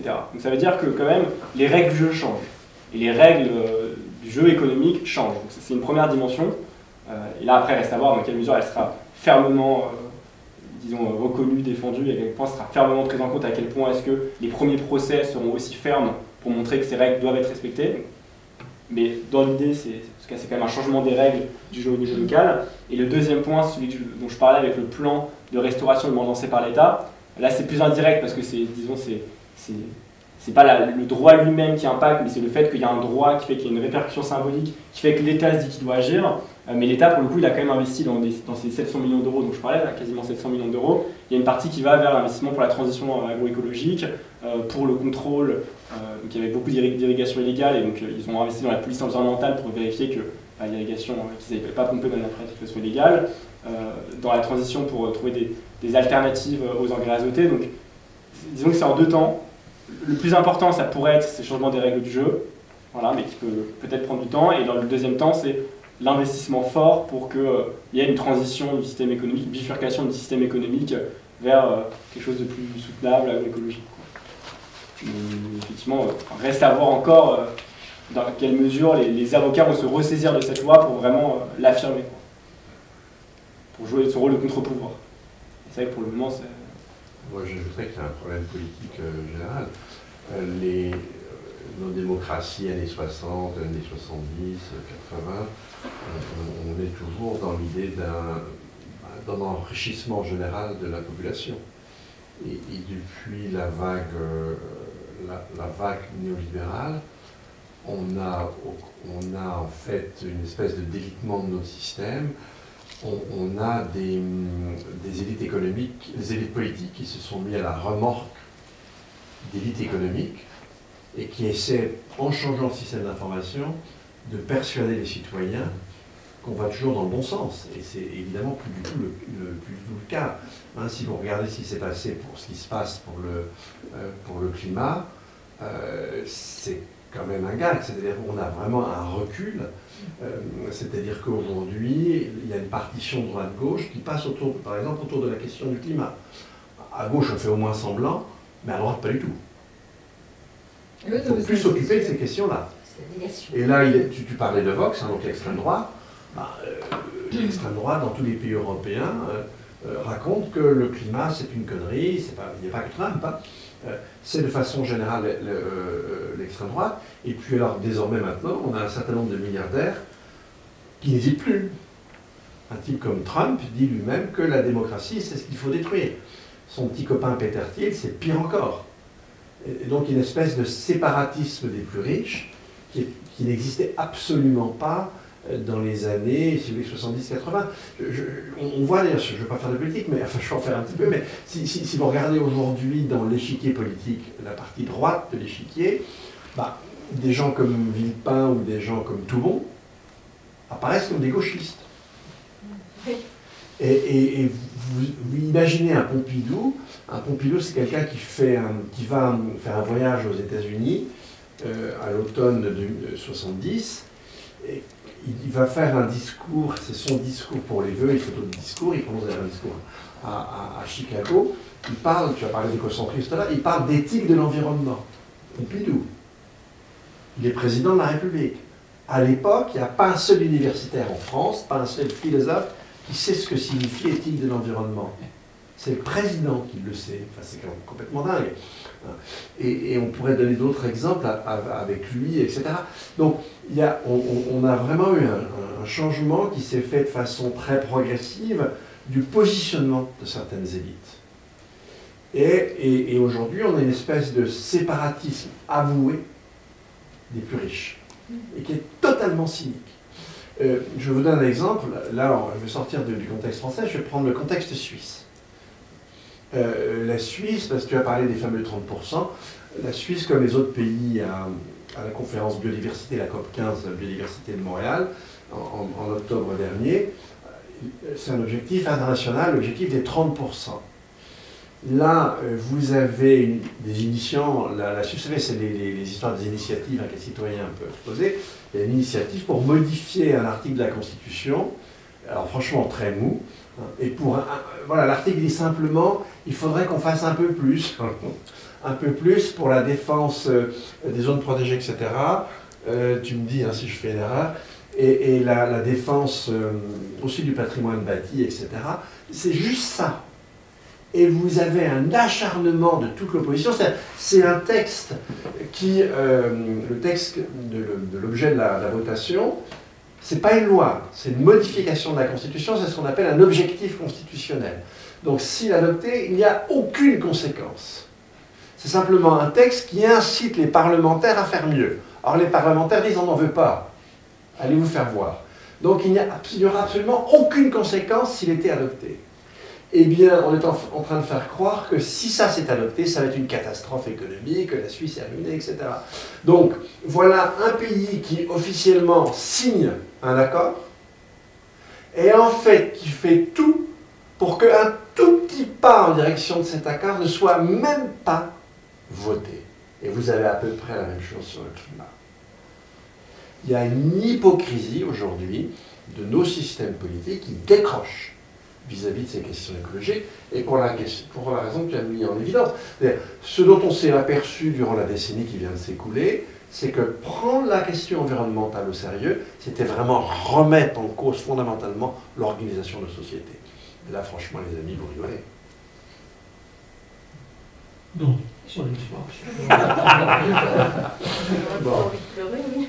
Si tu veux dire quelque chose, alors Philippe Philippe a été si vous voulez, le ministre de l'Environnement suisse du début des années 90 à 2006.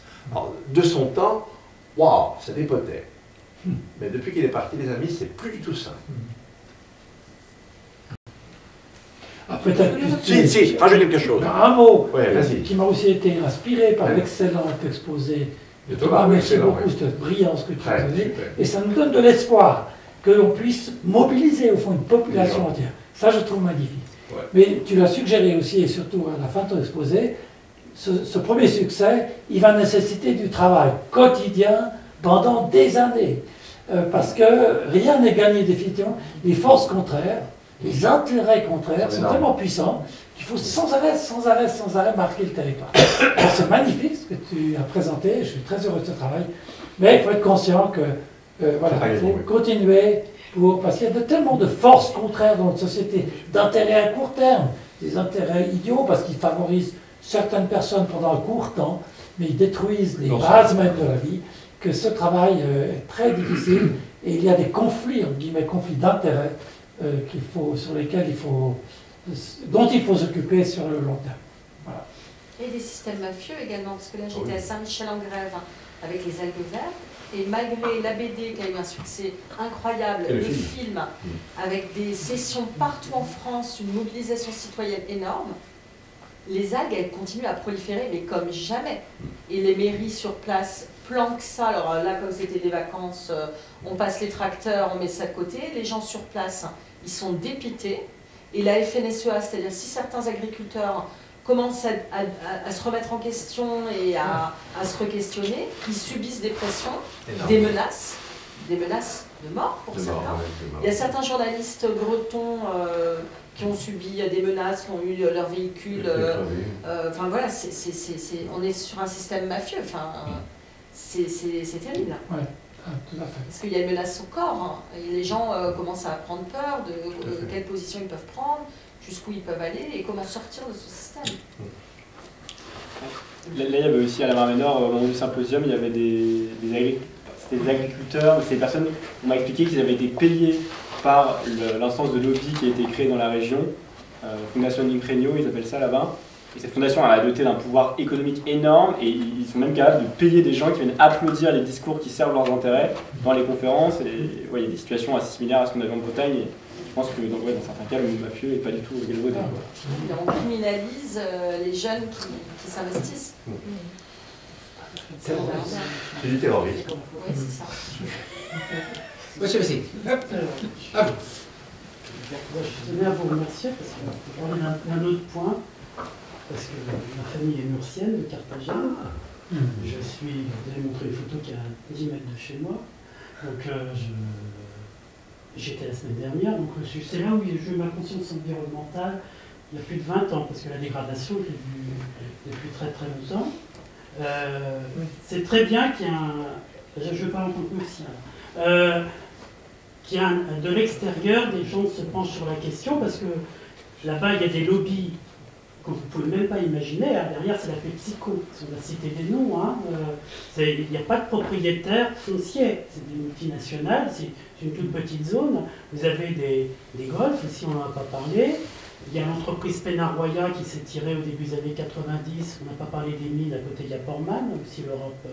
Voilà. Et le principe, c'est bien qu'il y ait la responsabilité économique, parce qu'on pourra appliquer le principe du pollueur-payeur. Moi j'en ai parlé aux associations, ils savent que... il y a quelque chose aujourd'hui. C'est bien pour les Murciens que vous communiquiez à l'extérieur parce qu'ils avaient l'impression de passer pour des bannis environnementaux. Parce qu'il y a quand même beaucoup de gens qui font des efforts, mais ils avaient toujours l'impression qu'on voyait que l'image corruption, pollution, et alors que la population... en sens inverse, il y a beaucoup plus de mixité sociale qu'ici. Hein. Si on parlait des gens qui habitent vraiment en proximité de la Marne Nord, il y a beaucoup plus de mixité. Après, il y a dans les questions proprement dites, il y a moyen de remettre de la démocratie, parce qu'un des problèmes aussi, c'est qu'il y a un colonialisme. Les mairies, il y a très très peu de mairies. Il n'y a pas de décentralisation locale. Donc les décisions sont prises à Murcie pour où il y a les habitants, et les quelques habitants qu'il y a réellement au bord de mer, ils n'ont pas voix au chapitre. Voilà. Donc c'est pour ça qu'à un moment vous avez parlé des associations des habitants, etc. Il faut compter sur eux parce que les quelques habitants, ils n'ont pas voix au chapitre. Hein. Tout est décidé à Carthagène, et les pauvres gars qui habitent au bord de la Mar Ménor, ils ne comptent pas électoralement. Il n'existe pas, il n'y a pas de canton, il y a... Alors après, il faudrait parler des pertes du sous-investissement dans le pluvial, il y a ça aussi. Des puits illégaux, je crois qu'ils en ont arrêté 600 il y a 2 ans. Hein. Voilà.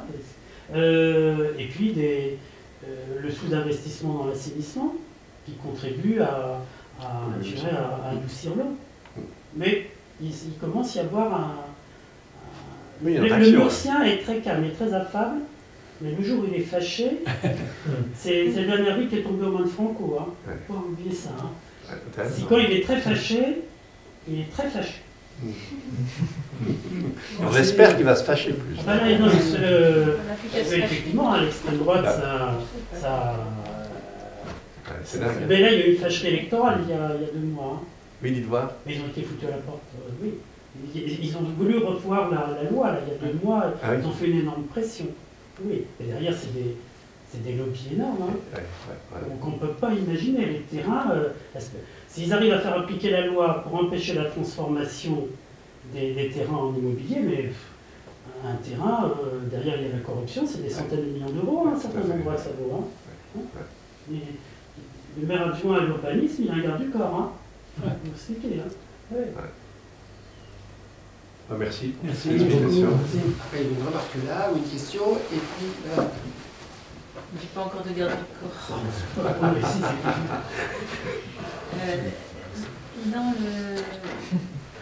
En fait, ce que je me demandais, on a l'impression qu'on a quand même un arsenal juridique extrêmement riche qui, s'il était appliqué, permettrait de résoudre quand même un certain nombre de difficultés. Et du coup, la question que je me pose, c'est qu'est-ce qui compte dans ce que vous nous avez décrit? Est-ce que c'est le fait de donner une personnalité juridique à la Mar Ménor ou à tel ou tel lieu, ou est-ce qu'au fond ce qui compte c'est la mobilisation citoyenne? Et est-ce que cet objet juridique n'est en fait qu'un prétexte, enfin, voilà, mais au fond, qu'est-ce qui compte dans l'affaire? Ça c'était ma première question. J'aimerais bien que vous disiez ce que vous en pensez. Ma deuxième question, alors vous allez me dire que ça fait partie des arguments des Antilles et c'est le contre-récit, mais comme je l'ai lu, je me dis que c'est des contre-récits qui doivent exister ailleurs, qui est de dire,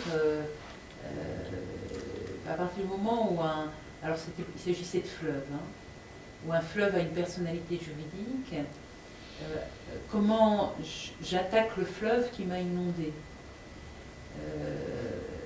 Autrement dit, enfin, comment cette posture, Madame disait, en fait, on finit toujours par proposer les choses, et malheureusement, c'est souvent vrai. Comment on anticipe la façon de contrer et éventuellement, du coup, de mettre en difficulté le projet tel qu'il avait été pensé. Est-ce que c'est des choses que vous avez pu observer ailleurs? Est-ce que les expériences internationales permettent de un peu de recul Ouais, alors je vais prendre une réponse. Peut-être aussi pour dire sur tous les sujets qui ont été évoqués sur Mar Ménor, il y a plein de sujets qui ont été laissés de côté. Et ça, je suis désolé parce que c'est une présentation assez rapide, mais il y aura probablement un rapport qui va être publié. Et dans ce rapport-là, il y aura beaucoup plus de détails, et notamment toute la dimension que j'essaie de traiter sur les inégalités environnementales dans la région. Et en fait, il y a vraiment une division sur la Mar Ménor, je n'ai pas pu trop en parler, mais il y a vraiment la Mar Ménor du Nord et la Mar Ménor du Sud, de ce que j'ai compris. La Mar Ménor du Nord qui est beaucoup plus riche, avec des résidences secondaires qui généralement assez prospères, et le Sud, là où d'ailleurs s'accumulent les pollutions. Et effectivement, toutes les municipalités du Sud, Los Nietos, Los Viejos, La Unión, qui dépendent tous de Carthagène, donc n'ont même pas de mairie propre, et donc du coup n'ont pas de liberté politique propre. Et c'est vrai que ça pose une question qui est immense, quoi. Et donc oui, il y a effectivement 1000 questions qui se posent, et les sujets aussi des mines, c'est un sujet qui est énorme, hein, et qui d'ailleurs concernait le Sud. Et d'ailleurs, c'est parmi les premiers grands combats environnementaux menés par Greenpeace dans les années 80, et c'était le début de la conscience environnementale sur place. Et j'ai fait le choix de ne pas l'évoquer là, mais c'est essentiel aussi pour comprendre la région. Et, merci beaucoup en tout cas de partager ces témoignages. Et plaisir d'ailleurs pour vous discuter, parce que j'aimerais bien retourner moi, pour suivre ce qui va se passer, mais pour avoir votre point de vue, ça serait un plaisir. Je pourrais donner les coordonnées, vous mettre en contact. Merci, avec plaisir. Et alors, par rapport aux deux questions qui ont été posées, la première, sur qu'est-ce qu'il y a à retenir là-dedans, parce que le droit de l'environnement est déjà extrêmement riche, et le problème, c'est pas tellement le droit de l'environnement, c'est son application. Et je pense que c'est une remarque qui est juste, il faut se poser la question. Ma réponse et mon opinion, à ce stade, encore que il n'y a pas un énorme historique de droit de la nature, encore moins d'historique pour le droit de la nature à Mar-Ménor, mon opinion, si on regarde les droits de l'homme, la déclaration des droits de l'homme, c'est un truc totalement délirant. Et quand on regarde les droits de l'homme 1 an après, 2 ans après, 3 ans après, il ne se passe rien. Enfin, je veux dire, les gens ils ne récupèrent pas de terrain peu après les droits de l'homme, les gens ils ont encore le droit bafoué, encore l'esclavage, encore le colonialisme. Donc les droits de l'homme, c'est une déclaration, on peut dire que c'est totalement vain. En fait, la répercussion symbolique des droits de l'homme a entraîné des mobilisations sociales, une créativité politique, une inventivité institutionnelle, une inventivité juridique immense. Et je pense que les droits de la nature, on est face à une chose pareille. On parle de réglementation de l'environnement à quelqu'un, on lui dit ah, faut tailler les haies de telle manière, faut mettre telle chose dans vos zones humides, il faut garder telle part de votre terrain en renaturation. La pouvoir symbolique, on retient le négatif. On parle du droit de la lagune, de sa valeur, de son droit à exister, du droit aux y pas encore parvenir. Je pense que la charge symbolique et l'envie de défendre ce droit-là et toute la créativité politique qui peut advenir après est beaucoup plus importante. Donc c'est pas en fait un enjeu juridique, c'est un enjeu symbolique et politique. Totalement. Ma conviction, et il y a d'autres chercheurs qui développent ça, qui s'appellent Tanasescu, les droits de la nature, c'est pas d'abord juridique, c'est avant tout politique et social. Ça affirme. Et pareil, les droits de l'homme, c'est pas quelque chose d'abord juridique. Certes, on peut faire recours au droit, à la Cour des droits de l'homme, mais c'est vraiment quelque chose de social et politique, je pense. Et ça, vraiment, c'est une idée forte, je pense. Personnellement, c'est une conviction et c'est de plus en plus appuyé par la communauté de chercheurs autour des droits de la nature. C'est vraiment tout quelque chose. C'est peut-être un moyen symbolique pour la reconnexion et une autre vision du vivant, parce que votre introduction parlait bien de cette rupture qui date de 2000 ans environ, et qu'à partir du moment où, si on réinjecte l'idée que nous sommes un, que nous sommes interreliés, et si on remet du sens dans cette question-là, et qu'on réengage les citoyens comme ça, ce qui est en train de se faire, hein, nous on travaille là-dessus depuis plusieurs années, ça gravite partout. Effectivement, les contre-pouvoirs d'extrême droite sont très forts pour contrecarrer, mais personnellement, je vois quand même une évolution dans la prise de conscience de cette reconnexion symbolique, animiste, cette vision beaucoup plus subtile et poétique. Et je trouve que cette notion de droit environnemental, en fait, c'est une poétique, c'est se réinscrire au sein de la nature. Et je pense que ça fait partie des récits positifs qui peuvent accompagner. C'est l'expression d'une compréhension du monde qui est totalement différente et qui effectivement initie, encourage et nourrit les mouvements qui font. Bien sûr. Dans le positif, dans la joie et dans... Absolument. Je suis. Il y avait la deuxième question. La deuxième question et après madame.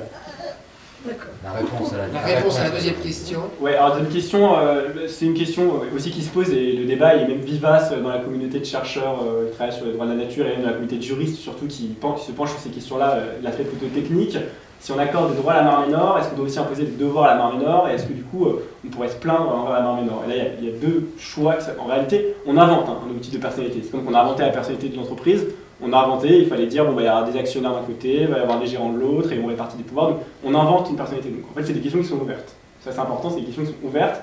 Et il va peut-être y avoir 10 décisions différentes en Europe, on va tester 10 modèles, il y en aura qui marcheront, d'autres qui ne marcheront pas, mais c'est une question qui est ouverte. Les juristes, maintenant, à cette question, concrètement, ils apportent deux réponses possibles. La première, c'est de dire, c'est une personnalité particulière, qui a des droits, mais qui n'a pas de devoirs.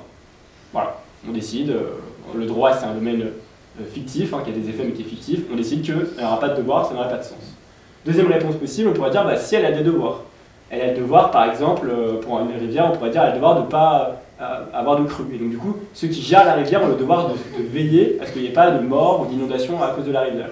Et si la rivière, une année, a une crue, on pourrait dire vous voyez, vous avez mal géré la rivière, elle a une crue, donc on va imposer à la rivière tel type de travaux pour mettre des panneaux métalliques, tel type de travaux pour curer ou quelque chose comme ça. Pour une fois, on pourrait dire pareil. Elle pourrait contre-attaquer.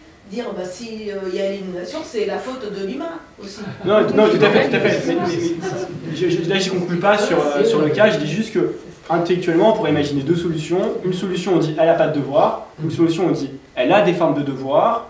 Ces devoirs, c'est aux humains de veiller à ce qu'elle les respecte. Et si elle ne les respecte pas, eh ben, on peut trouver des actions pour, disons, modifier son cours, modifier son flux, etc. Et c'est des devoirs envers qui? Si c'est toujours des devoirs envers l'humain, ça veut dire que l'humain se croit toujours au-dessus. Oui, c'est encore entre. Peut-être qu'elle a des devoirs vis-à-vis d'elle-même. Peut-être que demain, elle aura des devoirs envers le castor qui vit dessus, envers le saumon. Après, il y a mille choses qui peuvent être imaginées. Ça ouvre des perspectives immenses. Parce que là, on parle des droits des rivières, des écosystèmes. Il y en a, ils défendent aussi les droits des espèces en tant que telles. Et d'ailleurs, en fait, techniquement, en France, on a des espèces qui ont des droits.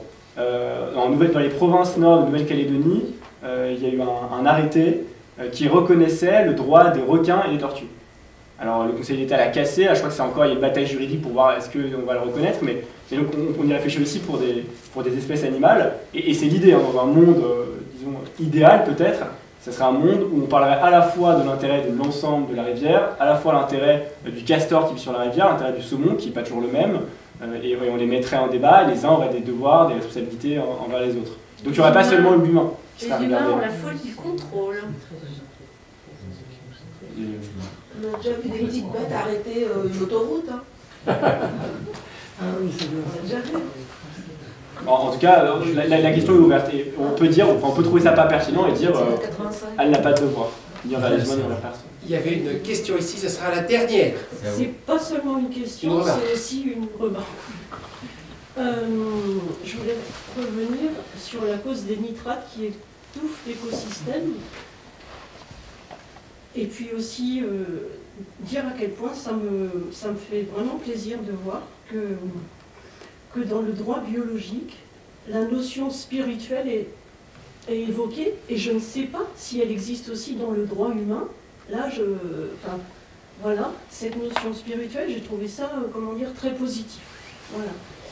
Au sujet des nitrates qui étouffent l'écosystème, j'ai appris il y a déjà assez longtemps qu'une pomme cultivée à l'ancienne, et je suppose qu'une tomate ou un haricot vert ou une pomme de terre c'est pareil, c'est-à-dire sans nitrate ni pesticides, a la valeur de 10 pommes. Et ça, je trouve que de 10 pommes cultivées par l'agro-industrie.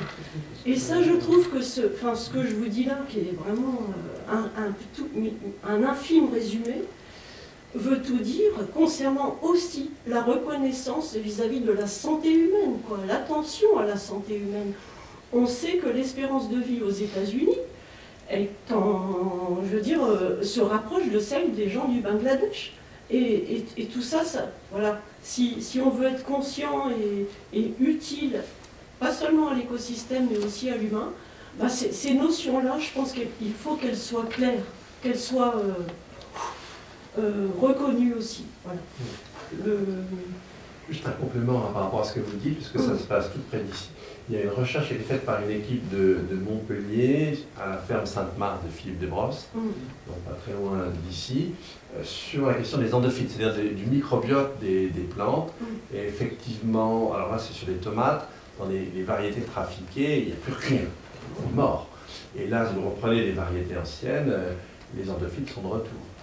Et on a, alors ça c'est vraiment dans la biologie, il y a énormément de travaux sur effectivement l'importance pour chacun de nous, on a plus de micro-organismes dans le corps que de cellules, sur l'importance de notre microbiote, et on commence à montrer que ça peut toucher des choses comme le moral, comme les valeurs, comme la dépression et tout, c'est extrêmement fondamental. Ok, merci. Voilà, juste un petit complément.